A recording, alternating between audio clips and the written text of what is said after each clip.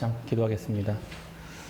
하나님, 어린 양 되신 예수 그리스도를 따라 살아가는 저희들의 정체성 날마다 잃어버리지 않게 하여 주옵소서. 세상이 아무리 우리를 유혹하고 세상이 아무리 우리를 미혹한다 할지라도 하나님, 오직 우리를 다스리고 우리를 움직이게 하실 수 있는 분은 오직 여호와 하나님, 오직 예수 그리스도밖에 없음을 우리가 날마다 고백하며 선언한 저희들 되게 하여 주옵소서. 오늘 이 말씀을 통하여 세상이 어떻게 돌아가는지, 말씀을 통하여 하나님께서 어떻게 하나님의 백성들 이끌기를 원하시는지를 보는 귀한 시간 되게 하여 주옵소서. 감사드립니다. 예수님의 이름으로 기도합니다. 아멘.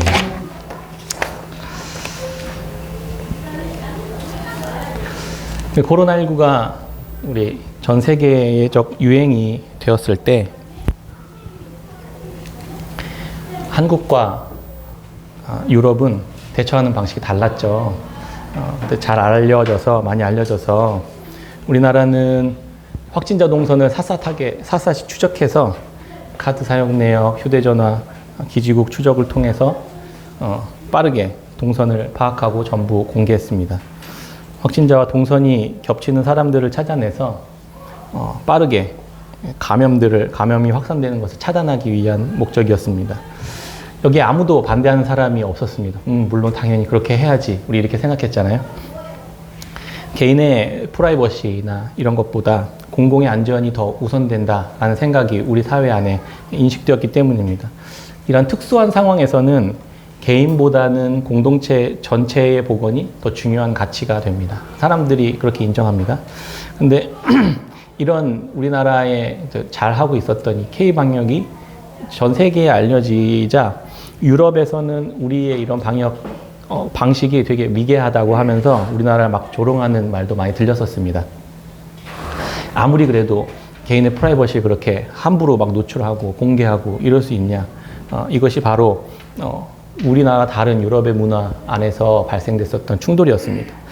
2020년 지지난주였죠. 7월 10일에 코로나19 지역 감염이 많이 늘어나면서 교회에 대한 핵심 방역 수칙을 의무화한다고 정부가 발표했습니다. 그래서 우리도 모임 막 하나도 못하고 그랬잖아요. 주일 예배 외에 모든 소그룹 모임에 관해 강제로 금지 명령을 내린 것입니다. 수련회, 기도회, 부흥회, 구역예배, 성경공부 모임이 전부 금지되고 예배 시 찬송가도 자제되고 성가대, 통성기도 등 큰 소리로 노래를 부르고 말하는 행위가 금지됩니다. 음식 제공, 단체 식사도 금지됩니다.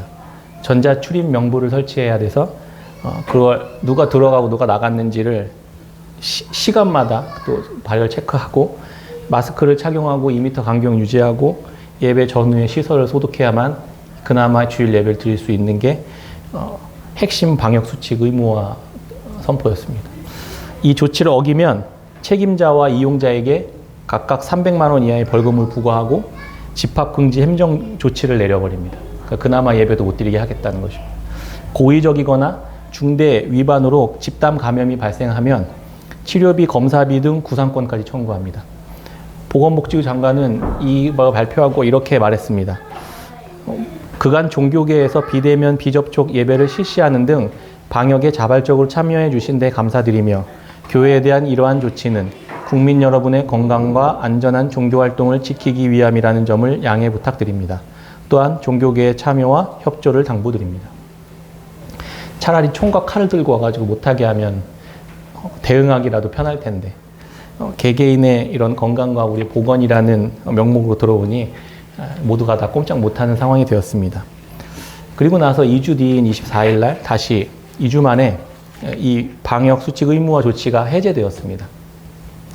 지금은 특수한 상황이지만 언제든 정부의 권력은 교회의 모임을 차단할 수 있고 교회뿐만이 아니라 모든 국가 안에 있는 모든 공동체든 모임이든 뭐 회사든 기업이든 개인이든 할 것 없이 언제든 그렇게 할 수 있다는 걸 보여준 사례가 되었습니다. 권력은 늘 효과적으로 사람들을 관리하고 통제하려고 또 장악하려고 하는 습성이 있습니다. 유발 하랄이라는 유명한 역사학자는 코로나19로 인한 현상들을 우려하면서 이렇게 말했습니다. 단기적 비상조치로 시작된 많은 것들이 장기적으로 정착하게 될 것이다. 이게 비상사태라는 특수한 상황에서는 더 그럴 거라시라는 거예요. 평소에는 하지 못했었던 일들을 비상사태라는 이유로 시행되는 일들이 장기적으로 계속 쭉 그게 비상사태가 없어지고 난 뒤에도 코로나 없어지고 난 뒤에도 쭉 이어질 것이라는 것입니다. 이런 비상사태에는 전체주의적 감시 체계와 개인의 프라이버시는 충돌하게 됩니다. 아까 이야기했던 것처럼 개인의 동선을 공개할 것이냐 아니면 공공의 이익을 추구할 것이냐 이런 충돌이 발생한다는 겁니다. 전체주의적 감시는 기술의 발달로 인해서 24시간 감시가 가능하고 겉모습뿐 아니라 생체 정보와 속마음까지 추적이 가능하게 될 것이다. 이렇게 이야기했습니다. 비상사태를 계기로 이런 막강한 시스템이 도입되어 계속 쭉 이어지는 삶을 우리가 살아가게 될 것이다. 이렇게 예측했습니다. 개인의 프라이버시와 건강 중에 고르라고 한다면 여러분 같으시면 어떻게 하시겠습니까? 사람들이 그렇게 생각합니다. 에이, 아무리 그래도 그렇게 하겠어? 샅샅이 막 영화에서, SF 영화에서나 보는 것처럼 생각하겠지만 어느샌가 우리는 점점 그러한 상황 속으로 변화된 상황 속에 놓여져 있다는 사실을 정신 차려보면 우리가 알게 되잖아요. 당연히 그렇게 권력이 강제로 대놓고 그렇게 하지는 못할 것입니다. 그러면 어떻게 할 것이냐? 자유롭게 선택하도록 내버려 둘 것입니다. 그런데 기술은 점점 멈출 줄 모르고 발전하고 고도화되어 가고 있습니다. 그런 문화 속에서 우리 인간들은 겉으로는 그걸 거부하지만 실제 우리의 삶에서는 편리함이라는 이유로 그것을 스스로 통제해달라고, 스스로 관리해달라고 우리의 권한을 내어주게 될 것입니다. 오늘 말씀을 통해서 사람들은 어떻게 자기 스스로의 선택으로 이런 일들이 일어나게 되는지 말해주고 있음을 같이 생각해 보려고 합니다. 우리는 깨어 있어야 하고 어떤 상황 속에서도 무슨 일이 있어도 어떤 불편함과 손해가 있다 하더라도 하나님의 약속과 보호의 손 안에 있어야 할 것입니다. 하나님의 말씀에 더 가까이 하고 그 말씀의 보호와 인도하심을 있기를 계속 기도해 나가는 그러한 교회 되었으면 좋겠습니다. 하나님은 온 세상을 만드시기 전부터 하나님의 창조하시려고 하셨던 계획과 목적이 있으셨습니다. 하나님은 온 세상을 창조하시고 인간을 만드신 후에 사람을 통해 세상을 다스리려고 계획하셨습니다.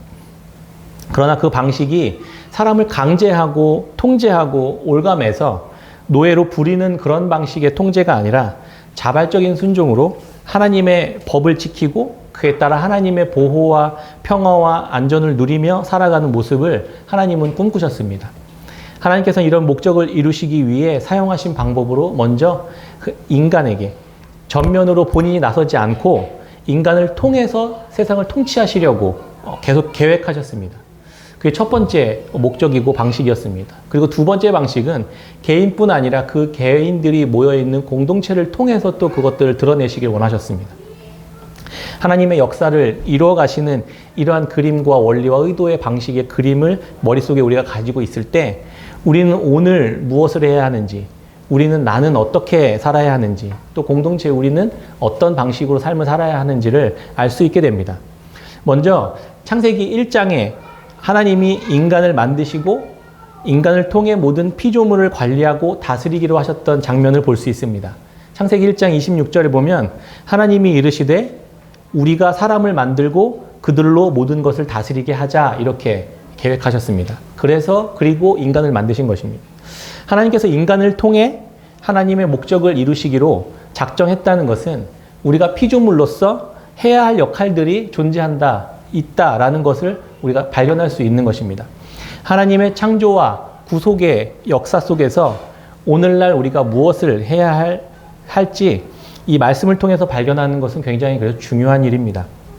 이스라엘 백성들은 자신들을 통해 하나님께서 무엇을 하길 원하시는지 고민하지 않고 자신들 스스로 길을 내고 자신들 스스로의 힘으로 살아갈 수 있다고 믿었습니다. 예레미야 18장 6절, 오늘 본문이 있는 앞부분 말씀인데요. 18장 6절에 같이 한번 읽어보겠습니다. 하나님은 그런 이스라엘을 향해 이렇게 말씀하셨습니다. 18장 6절입니다. 시작.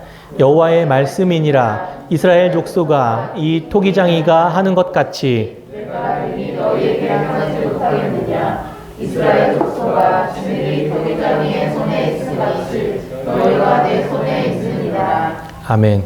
하나님은 예레미야에게 토기장이의 집에 찾아가서 토기장이가 무엇을 하고 있는지 가서 보라고 시청각 교육을 실시하셨습니다. 그게 18장 19장의 이야기입니다. 토기장이는 가서 보니까 그 농로라고 하는 건데, 농로는 이렇게 물레를 말하는 것 같아요. 물레. 그래서 이렇게 그릇을 빚는, 토기장이가 그릇을 빚는 그 기계. 농로에 진흙을 놓고 그 그릇을 만들고 있었습니다. 그러다가 손에서 그릇이 망들어지는, 뭔가 이렇게 원하던 그릇을 만들다가 이렇게 망가지는 순간이 발생하니까 그 토기장인 다시 그걸 다시 빚어서 또 다른 모양으로 만드는 모습을 보게 되었습니다. 예레미야가 그 모습을 보니까 그 모습을 본 하나님께서 예레미야에게 이렇게 말씀하십니다. 토기장이신 하나님, 내가 이스라엘, 진흙인 이스라엘, 그러니까 이스라엘 백성들, 또 인간들, 사람들을 그렇게 빚어가려고 할 때 그 토기장이의 손에 의도에 합당하지 않게 되었을 때 그때 또 다른 모양으로 빚어낼 수 있는 권한과 그 권한이 하나님에게 있다라는 걸 지금 말씀해주고 있는 것입니다. 이스라엘뿐만 아니라 그 모든 사람, 모든 나라, 모든 민족, 모든 족속까지 포함하는 전 우주적인 통치권을 이 비유를 통해서 이어서 이야기하고 계십니다. 하나님께서 의도하신 대로 세상을 다스리려고 하셨던 그 목적이 개인뿐만이 아니라 공동체를 통해서 하신다고 하셨잖아요. 그래서 공동체를 통해서 이루신다는 것까지도 보여주십니다. 이 공동체들조차 당연히 하나님의 통치와 다스림 안에 놓여 있어야만 한다라는 것을 말해주십니다. 작게는 가정과 교회부터 민족과 국가에 이르기까지 개인적이면서 동시에 공동체적인 그러한 대상들에게도 하나님은 통치권을 미치고 계시는 것입니다. 이스라엘뿐 아니라 다른 민족, 다른 나라까지 하나님의 관심과 다스림의 범위에 있지 않은 것이 하나도 없다라는 것을 이어서 쭉 이야기하십니다. 7절부터 10절까지 보면 내가 어느 민족이나 국가를 뽑거나 부수거나 할 때에 만일 내가 말한 그 민족이 그의 악에서 돌이키면 내가 그에게 내리기로 생각하였던 재앙에 대하여 뜻을 돌이키겠고 내가 어느 민족이나 국가를 건설하거나 심으려 할 때에 만일 그들이 나 보기에 악한 것을 행하여 내 목소리를 청종하지 아니하면 내가 그에게 유익하게 하리라고 한 복에 대하여 뜻을 돌이키리라. 심거나 뽑거나 만들거나 사라지거나 하는 그 모든 것들이 하나님의 생각, 하나님의 결정에 달려있다는 것을 지금 선포해주고 있는 것입니다. 이스라엘뿐만 아니라 세상의 어떤 민족이나 국가나 공동체를 할지라도 하나님의 판단에 의해 생기기도 하고 사라지기도 한다는 것입니다. 그렇게 하실 수 있는 분이 하나님, 토기장이 되는 하나님이시다. 이렇게 지금 가르치고 있는 것입니다. 이런 하나님에 대한 믿음, 이런 하나님에 대한 확신을 가지고 살아가고 있었던 이스라엘 백성들이 왜 그런데 이런 끔찍한 심판을 계속 이야기하고 그 심판에 대한 선언을 계속 듣고 있었을까요? 그들은 왜 자꾸 이 하나님, 이런 온 세상 만물을 다 다스리고 통치하시는 그 능력과 권한을 가지고 계신 하나님을 왜 자꾸 배신하고 왜 자꾸 떠난 걸까요? 하나님은 이런 이스라엘 백성들에게 이렇게 이야기합니다. 예레미야 18장 15절, 오늘 본문 말씀 또 앞부분에 있는 거군요. 18장 15절 같이 한번 읽어볼까요? 18장 15절입니다. 시작. 무릇 내 백성은 나를 잊고 허무한 것에게 분향하거니와 이러한 것들은 그들의 길 곧 그 옛길에서 넘어지게 하며 곁길 곧 닦지 아니한 길로 행하게 하여. 여기서 말하는 허무한 것에게 분향했다. 이 단어는 텅 비어있다,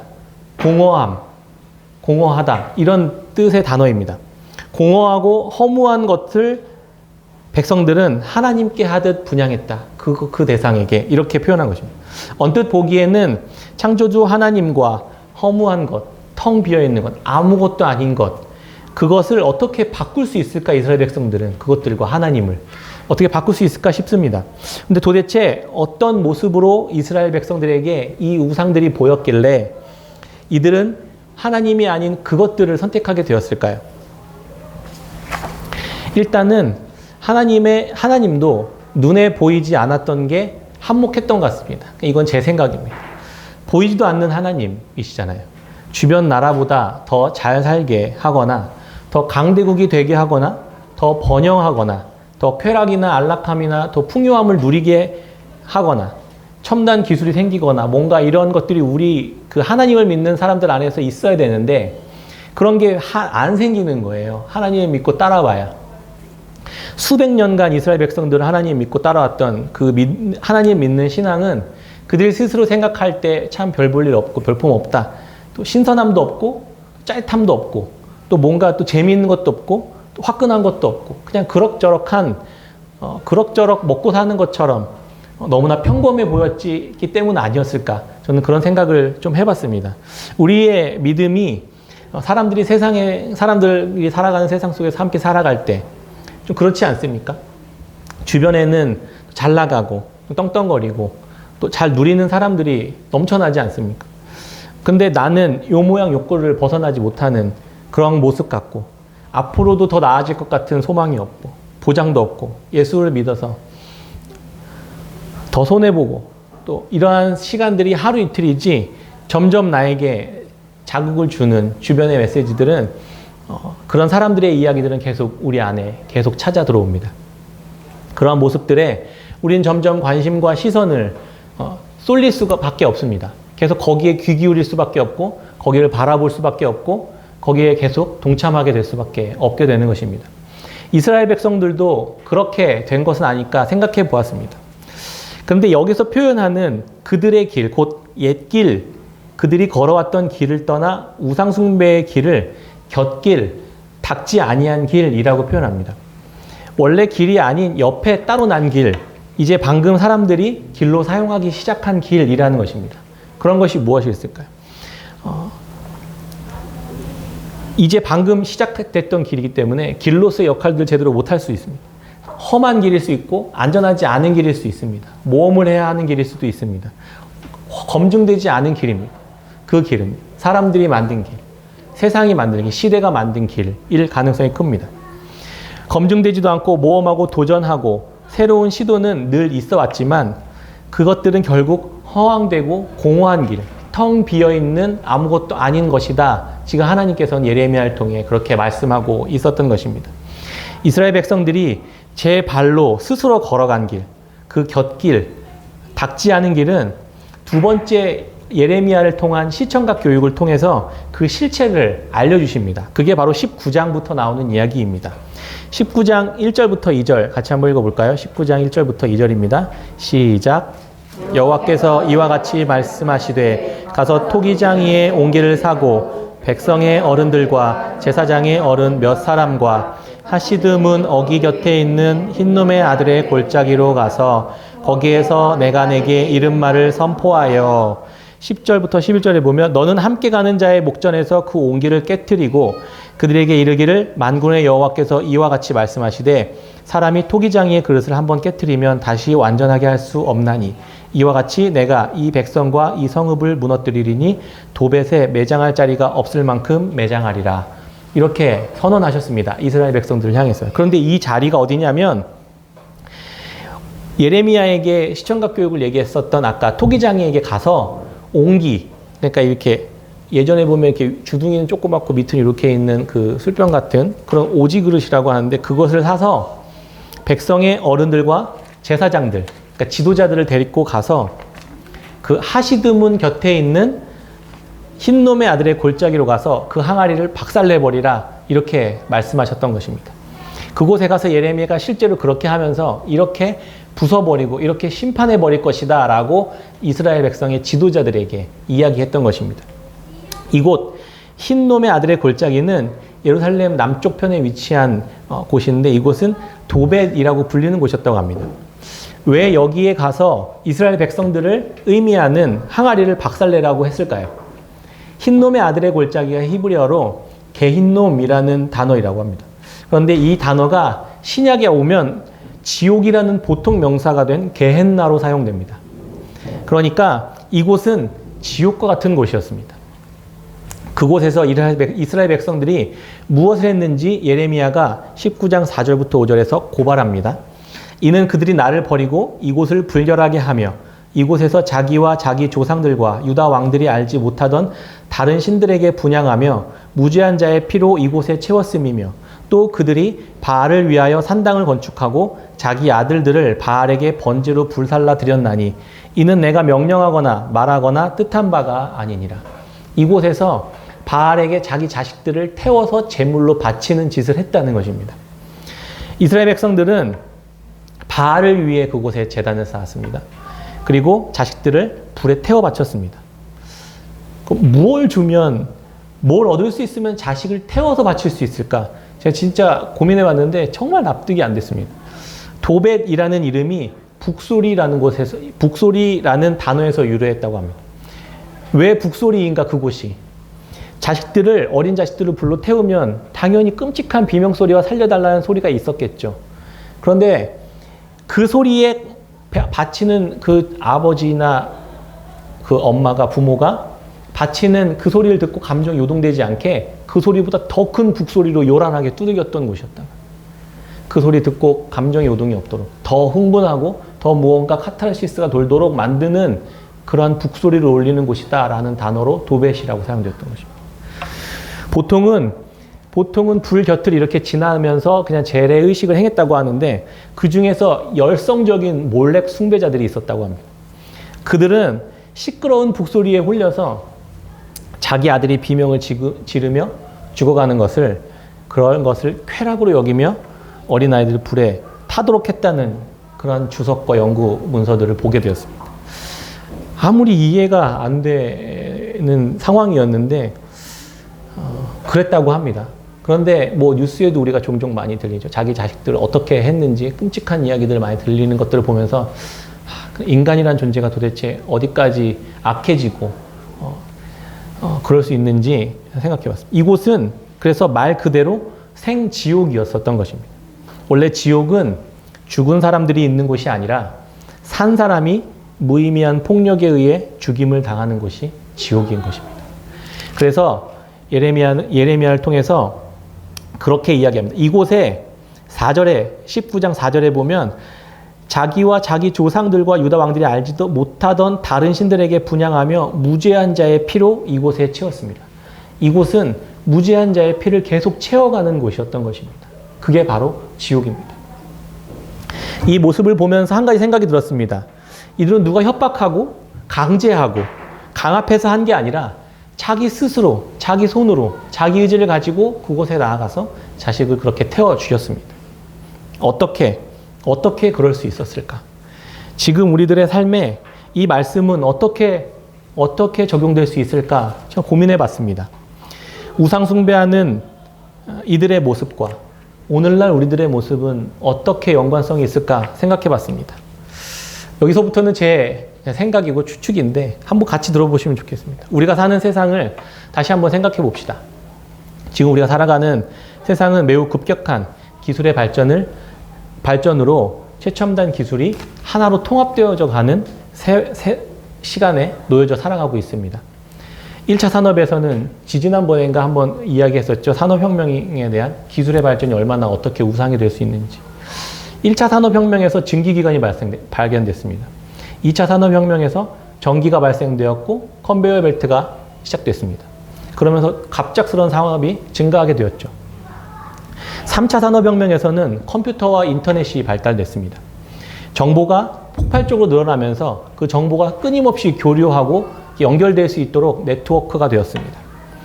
그리고 이미 우리가 들어선 이 4차 산업혁명의 시대는 모든 것이 연결되고 통합되고 지능화되는 시대입니다.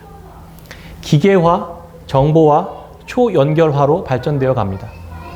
모든 기술의 융합을 위해서 가장 먼저 이제 앞으로 발달해야 될 기술이 IoT, 사물 인터넷 기술입니다.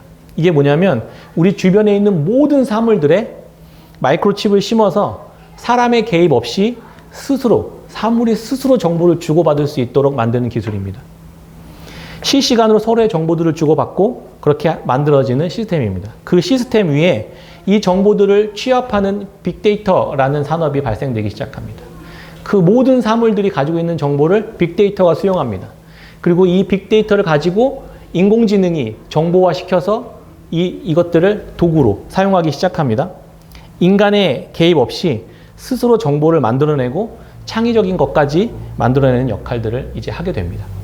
이게 불과 10년 안에 일어나야 될 일들이라고 전문가들은 계속 이야기하고 있습니다. 각종 정보를 수집하고 공유할 수 있는 사물 인터넷, 그리고 다양한 정보, 이 정보들을 한데 모아놓은 빅데이터, 그리고 이 빅데이터를 가지고 분석하고 판단할 수 있는 인공지능이 유기적으로 연결된 어떤 한 실체가 등장하겠죠. 그게 바로 그 인공지능입니다. 모든 것들이 하나로 연결되어 관리되는 도시가 형성될 것이고 국가가 나오게 될 것입니다. 그러기 위해서는 사물뿐 아니라 인간은 어떻게 될까요? 거기에 하나의 객체로, 사물로 존재하게 될 것입니다. 너무 편리할 것 같지 않습니까? 한편으로는 너무 무섭다는 생각이 듭니다. 이런 엄청난 기술이 우리 삶에 이미 들어와 있고 점점 실체화되어 가고 있습니다. 미국에서 자율주행차를 구입했다고 하는 분을 한 분 이렇게 이야기를 듣게 되었습니다. 차에 딱 앉으면 도착할 때까지 내가 할 수 있는 게 아무것도 없습니다. 딱 앉으면 다 알아서 시작부터 끝까지 자율주행차가 다 알아서 해줍니다. 너무 편리할 것 같지 않습니까? 그런데 그분이 고백하는 말이 있었어요. 딱 앉아보니 너무 두렵더라는 것입니다. 무슨 일이 어떻게 발생할지도 모르는데 나는 할 수 있는 게 아무것도 없다는 것입니다. 자율주행차가 우리에게 그런 편리함을 주지만 동시에 우리는 아무것도 할 수 없는 그냥 객체로, 짐처럼 그렇게 실려가는, 거기 앉으면 그냥 뭐 내가 원하는 거 하면 되잖아 이렇게 생각할 수 있잖아요. 더 편리해질 수 있잖아. 그런데 인간이라는 존재는 그렇게 느끼지 않고 처음에는 두렵다는 마음을 갖게 되었다고 자기가 스스로 그걸 고백하는 이야기를 들었습니다. 맨 처음 국가의 인간에 대한 전체주의적 우려, 유발 하랄이라는 학자가 이야기했었던 것들을 잠시 소개해드렸습니다. 4차 산업혁명은 모든 사람과 사물의 정보를 통합해서 효율적으로 관리, 감독, 통제할 수 있도록 도와주는 기술로 사용될 수 있을 것입니다. 이미 우리는 국가와 기업의 우리의 모든 이동 동선, 관심 분야, 대화 내용까지 다 정보가 공개되어 있습니다. 마음만 먹으면 얼마든지 다 파악할 수 있게 된 것입니다. 그것도 우리 스스로 돈을 내고, 비싼 돈을 내고 스스로 들고 다니는 스마트폰 안에 다 들어와 있습니다. 음악, 컴퓨터, 사전, 전화, 인터넷, 할 것 없이 쇼핑, 은행 업무, 이 모든 것들이 스마트폰 안에 다 들어와 있습니다. 앞으로는 더 작아지고 더 작아져서 아예 우리 몸속에 들어와 버리는 것은 아닐까 생각해 봅니다. 이미 흥미로운 기술들이 많이 이제 개발되어 있었던 것들을 좀 알게 되었습니다. 좀 검색해 봤더니 우리가 유명하게 잘 알고 있었던 그 전기차 회사 테슬라 CEO 아시죠? 앨런 머스크라는 사람이 진짜 괴짜인데 엄청난 일을 지금 벌이고 있습니다. CEO로 그 사람이 CEO로 몇 개 있는데 그 중에 뉴럴링크라는 회사의 CEO로 있습니다. 이 회사가 연구하고 있는 것은 인간의 뇌에 뉴럴레이스라는 초소형 마이크로칩을 설치해서 뇌와 컴퓨터를 연결하는 그런 연구를 합니다. 우습죠? 웃기죠? 그런 일이 있을까? 뇌의 생각으로 컴퓨터를 조작하게 됩니다. 뇌의 생각과 정보를 업로드 받고 다운로드 할 수 있습니다. 황당하고 웃긴 이야기 같지만 여기에 참여하겠다는 사람들이 굉장히 많습니다. 올 안에 인간의 뇌에 칩을 심어서 삽입해서 음악을 듣는 시험을 올 안에 진행하겠다고 합니다. 이렇듯 4차 산업혁명의 기술이 발전하면서 인간이 자기 스스로 자기 발로 편리함에 자기 자신을 내어주고 있습니다. 이번 코로나19로 백신이 개발되면 바이러스로부터 공공의 안전한 관리라는 명목으로 이러한 마이크로칩이나 뉴럴레이스나 이제 피부에 새기는 타투 방식으로 새기는 그런 무슨 칩이 있다고 합니다. 그런 방식이 도입이 불가피할 것 같다는 생각이 많이 들었습니다. 그런 이야기들이 많이 나오고 있습니다. 근데 이게 공상과학에나 나오는 이야기겠지라고 우리도 많이 치부해 왔었잖아요. 저도 그런 걸 별로 많이 믿지 않았었는데 기술의 발전이 눈앞에 보여지는 모습들이 현실화되어 가고 구체화되어 가면서 가까이 왔구나라는 생각은 좀 드는 것 같습니다. 스웨덴에서는 이 마이크로칩을 이미 이식한 사람이 3,000명이 넘었다고 합니다. 요한계시록 13장 15절, 17절까지 제가 말씀을 한번 읽어보겠습니다. 그가 권세를 받아 그 짐승의 우상에게 생기를 주어 그 짐승의 우상으로 말하게 하고 또 짐승의 우상에게 경배하지 아니하는 자는 몇이든지 다 죽이게 하더라. 그가 모든 자, 곧 작은 자나 큰 자나 부자나 가난한 자나 자유인이나 종들에게 그 오른손에나 이마에 표를 받게 하고 누구든지 이 표를 가진 자 외에는 매매를 못하게 하니 이 표는 곧 짐승의 이름이나 그 이름의 수라. 이게 바로 다음 절에 짐승의 숫자 666 이렇게 이야기하는 이야기가 이어지는 것입니다. 요한계시록을 다시 한번 우리가 좀 공부해 봤으면 좋겠다 싶은 생각도 듭니다. 놀랐던 것은 이 표를 받게 하는 사단의 계략은 불편하게 만드는 것입니다. 강제로 이거 씹으라고 하지 않습니다. 이 표를 가진 자 외에는 매매를 못하게 합니다. 우리가 스마트폰 없으면 굉장히 불편하겠죠, 삶이. 그런데 이 표가 없으면 굉장히 불편해지는 사회가 도래한다면 사람들은 당연히 그것을 하겠죠. 이 표가 없으면 매매도 못하고 반대로 이 표를 받으면 굉장히 편리해지는 것입니다. 전철을 탈 때도 마트에 갈 때도 생활할 때도 불편하니까 사람들은 결국 하게 될 것입니다. 엄청난 기술의 발전과 4차 산업혁명은 인공지능이라는 인간을 넘어서는 기능을 감당하는 무언가가 등장하고 우리들의 삶을 더 편리하고 획기적으로 편리하게 만들어줄 것입니다. 동시에 우리는 철저히 통제당하고 철저히 지배를 받게 될 것입니다. 이미 우리 모두의 손에 스스로 들고 있는 스마트폰이 얼마나 우리의 삶을 통제하고 있는지 생각해 보면 그렇게 우리의 삶이 조금씩 잠식되어 갈 수 있겠구나 생각합니다. 깨어 있어야 할 때인 것 같습니다. 이스라엘 백성들이 왜 그들의 삶에서 곁길, 그 지옥과 같은 곳에 스스로 자기 손으로 자녀들을 데리고 가서 불살라 죽였었는지를 희미하지만 생각해 보게 됩니다. 그들도 강제를 받지 않았습니다. 그들도 협박을 받지 않았습니다. 그들도 자기 스스로 자기가 좋다고 생각하는 무언가를 따라갔던 것입니다. 이 시대에 우리도 우리 스스로 우리가 편리하고 무언가 좋다고 생각하는 것을 향해 걸어가게 될 수 있습니다. 깨어 있어야 할 것입니다. 이스라엘 백성들이 왜 게헨나에서 그 끔찍한 짓을 저질렀고 그곳은 어떻게 끔찍하게 심판받고 멸망하는지 하나님의 손에 의해 파괴되는지를 예레미야를 통해 우리는 보게 된 것입니다. 요한계시록 말씀에 보면 그 이야기가 쭉 이어집니다. 비슷한 이야기를 이렇게 장로들과 제사장들을 데리고 가서 그들에게 심판을 선언하고 이 이야기들이 똑같이 이야기됩니다. 바벨론의 멸망을 선언하고 요한계시록에도 동일한 이야기들이 이어집니다.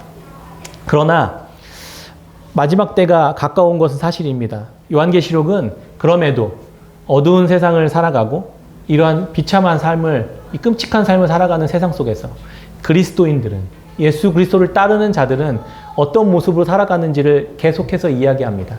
요한계시록 14장 1절에 보면 또 내가 보니 보라 어린 양이 시온산에 섰고 그와 함께 14만 4천이 있는데 그들의 이마에는 어린 양의 이름과 그 아버지의 이름을 쓴 것이 있더라. 7절에 그가 큰 음성으로 이르되 하나님을 두려워하며 그에게 영광을 돌리라.